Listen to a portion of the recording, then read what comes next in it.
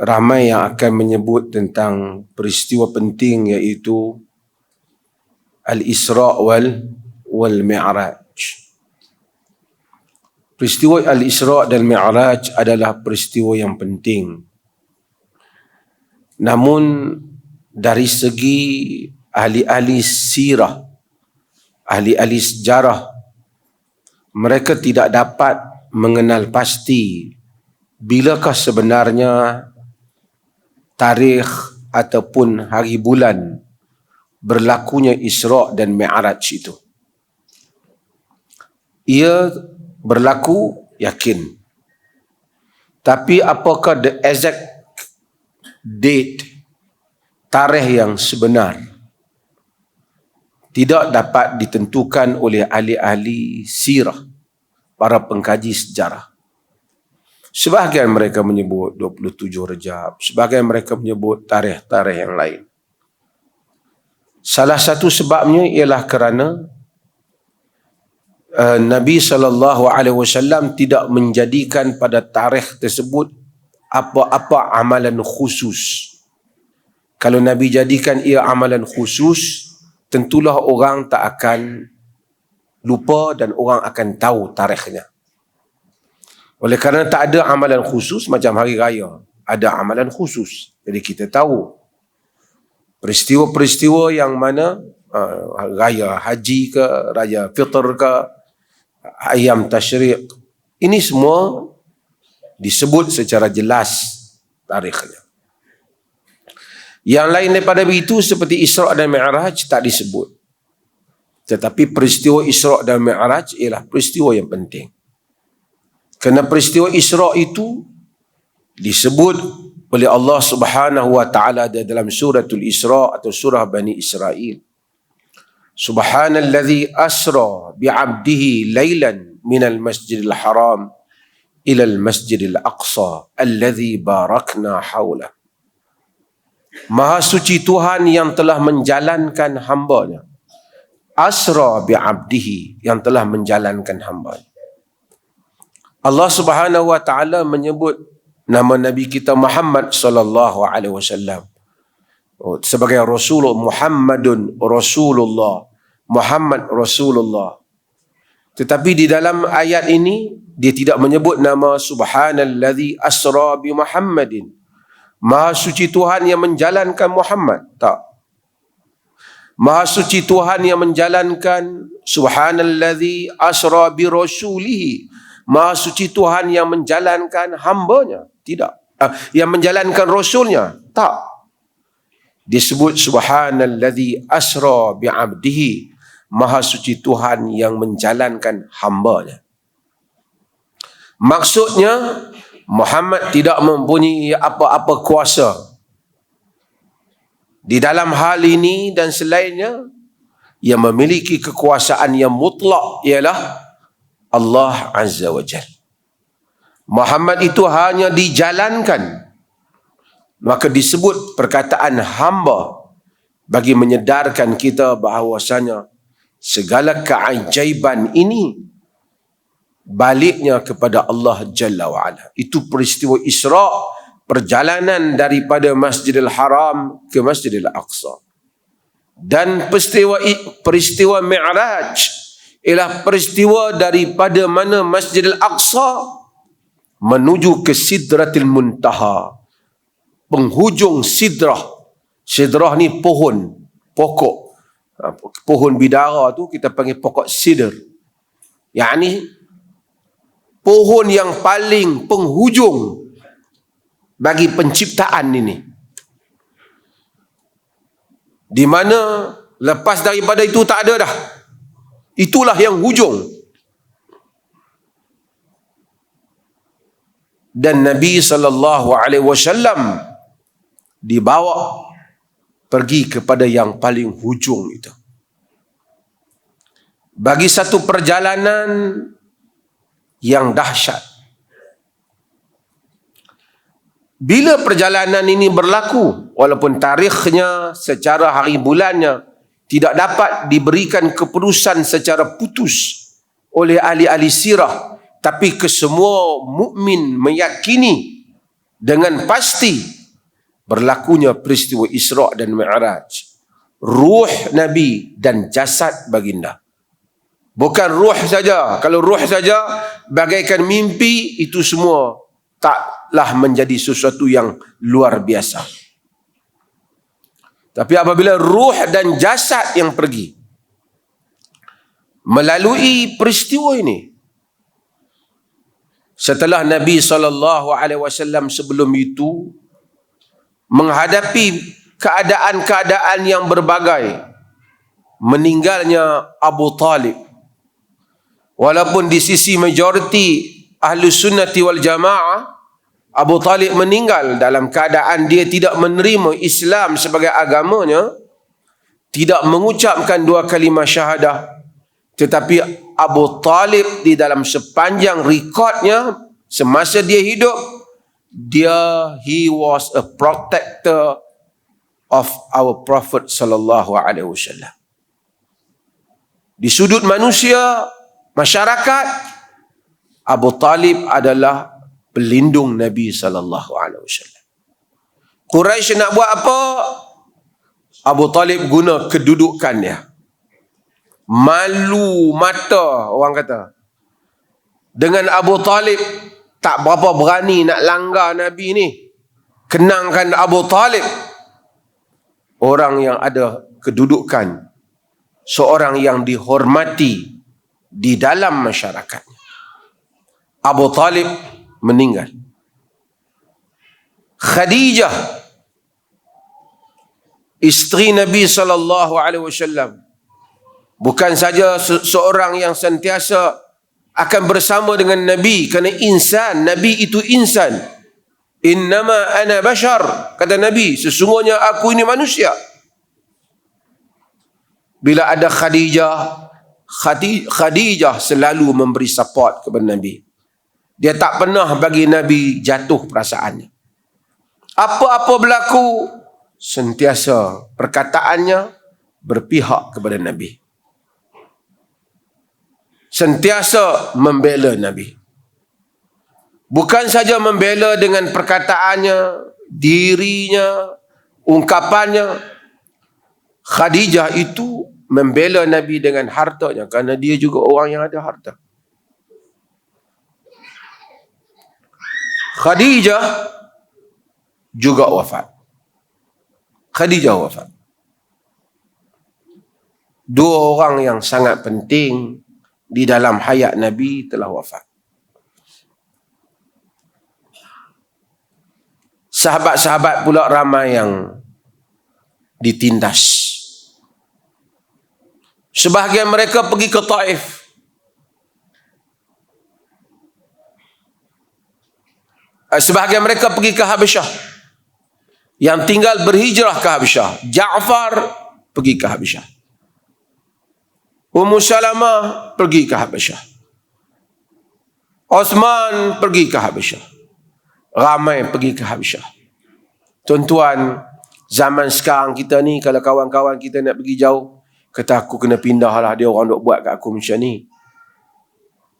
Kita bayangkan, kerana perjuangan yang kita bawa, kawan-kawan yang ikut kita kena ambil tindakan. Walaupun kita tahu bukan salah kita, bukan salah mereka, tapi tentulah kita ada satu perasaan yang berat apabila melihat kerana mendukung perjuangan kita, orang terpaksa meninggalkan kampung halamannya, dihalau keluar, ataupun terpaksa mencari tempat perlindungan.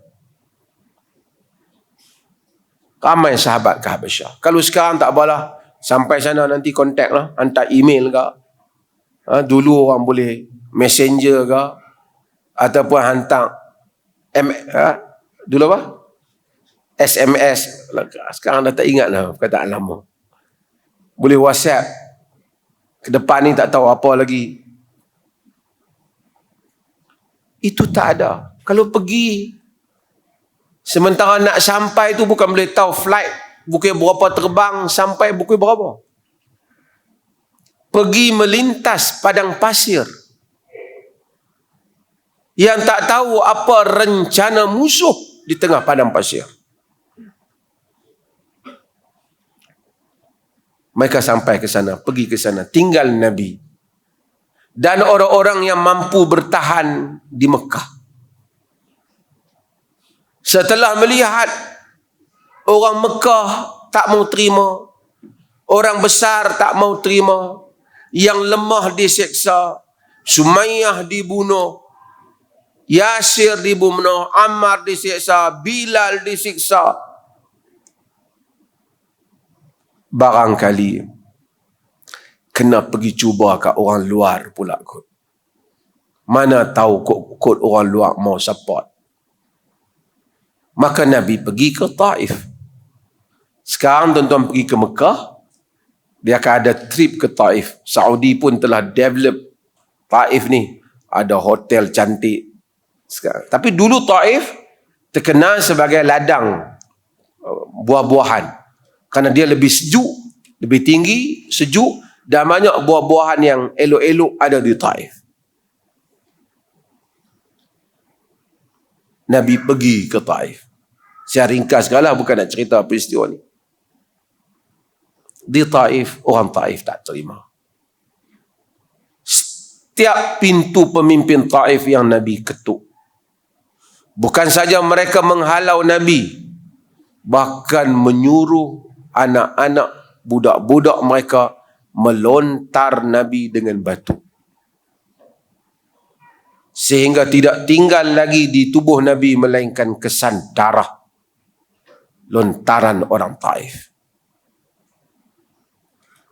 Lari membawa diri.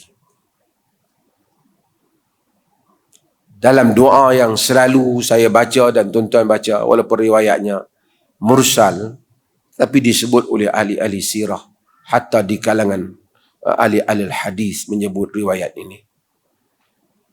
Allahumma inni ashku ilaika dha'fa quwwati wa qillata hilati wa hawani 'ala an-nas anta rabbul mustad'afina wa anta rabbi.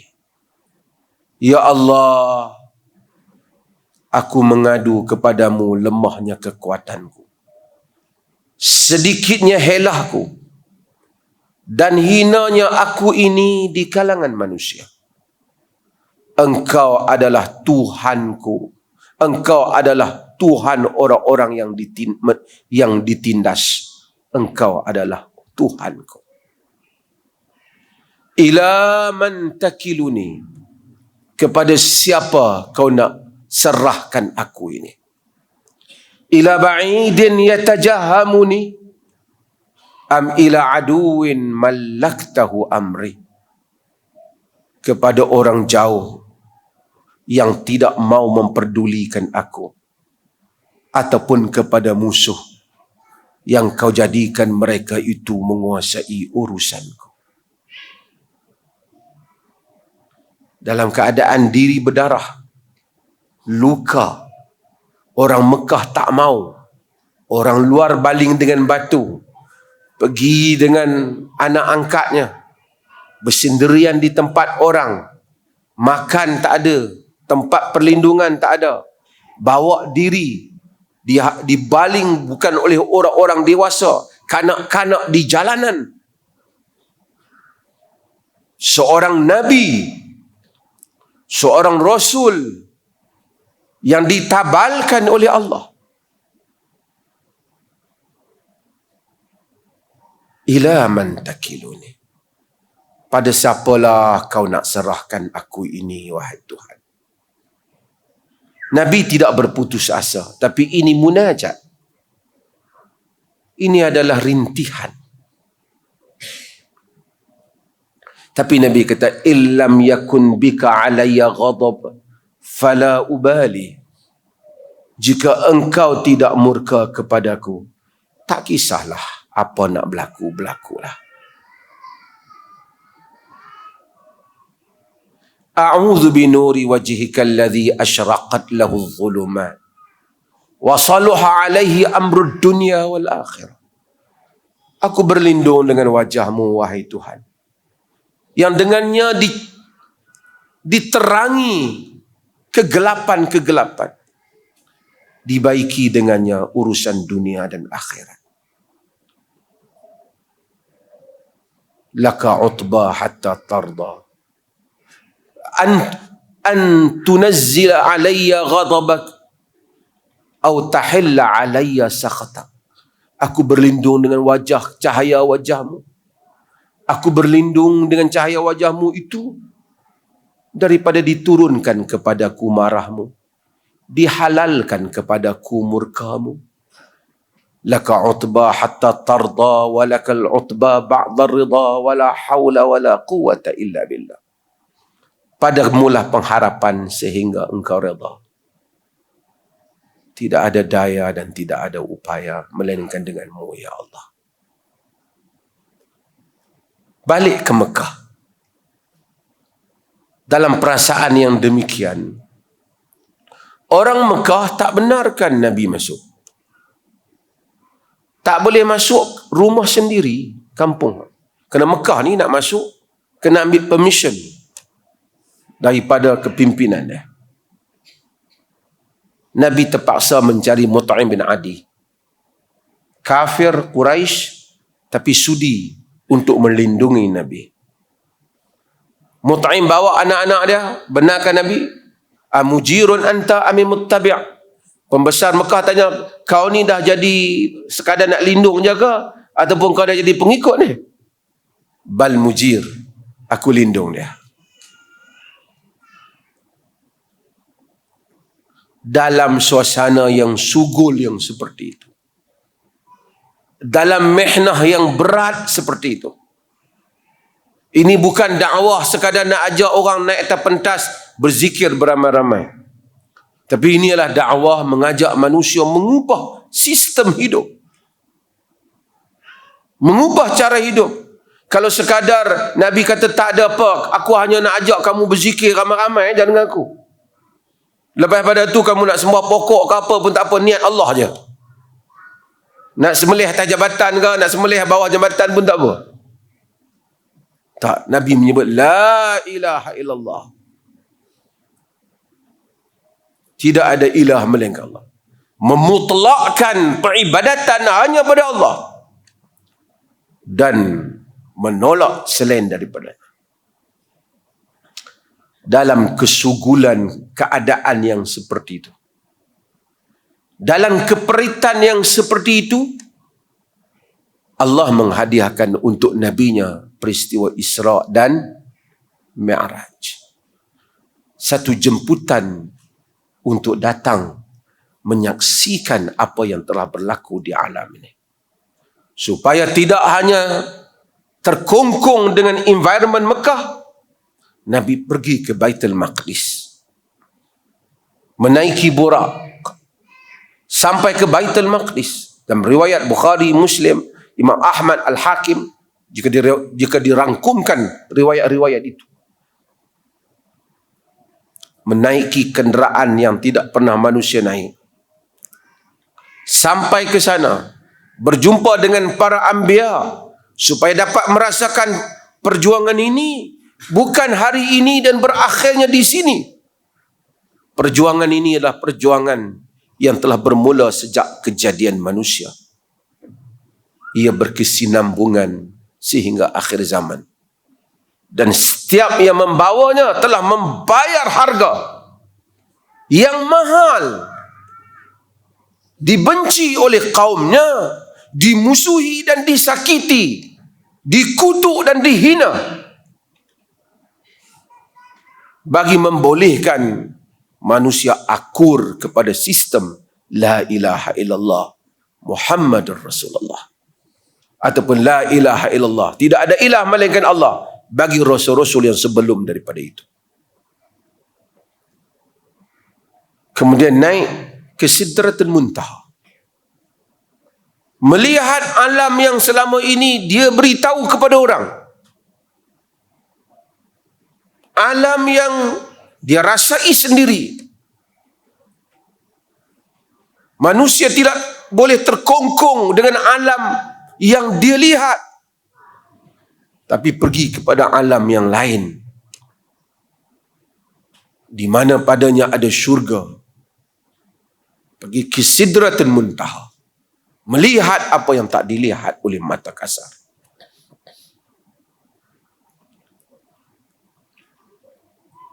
Kemudian Nabi SAW pulang.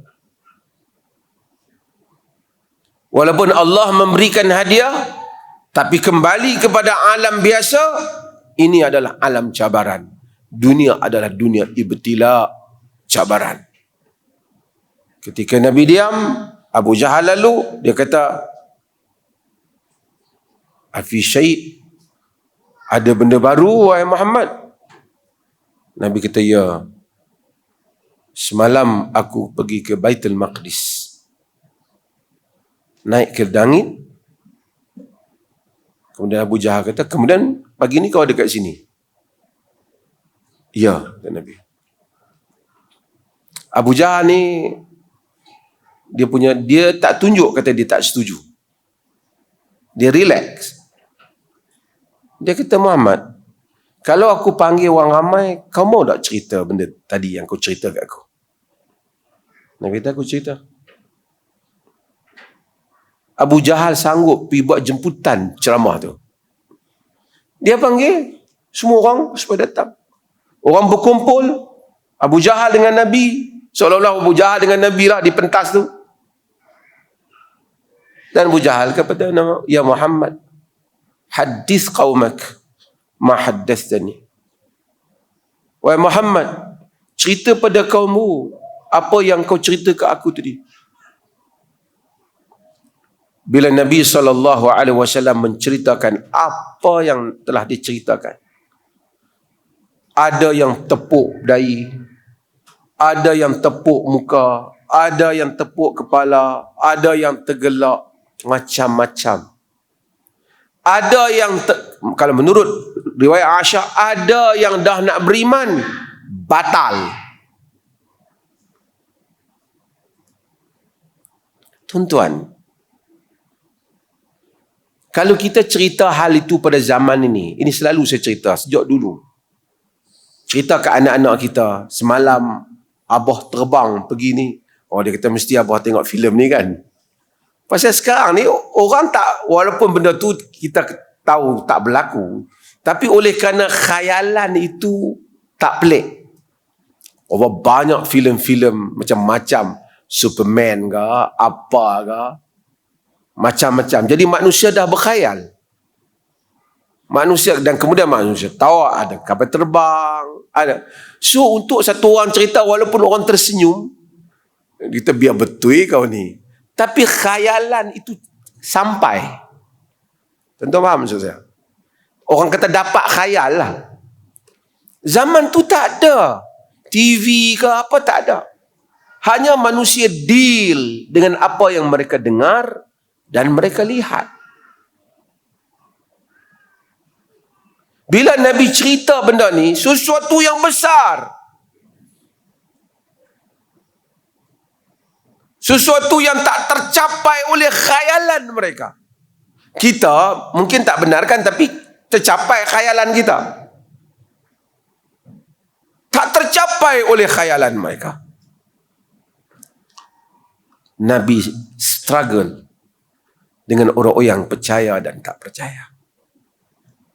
Demikian itulah dakwah. Walaupun ada hadiah untuk dakwah, tetap ada cabaran untuk dakwah. Sesiapa yang masuk ke medan dakwah, kemudian dia tak nak cabaran. Aku nak cerita apa yang hampa suka, apa yang hampa gelak, apa yang hampa boleh bagi sampul ke aku. Itu entertainment. Dakwah membawa misi, mengubah apa yang salah dan membetulkan apa yang tidak betul. Dan itu yang dilakukan oleh Nabi. Dan itu yang menyebabkan baginda menghadapi cabarannya. Sikitlah saya sebut peristiwa tu. Tidak nanti habis jadi ceramah Isra Mi'raj pula.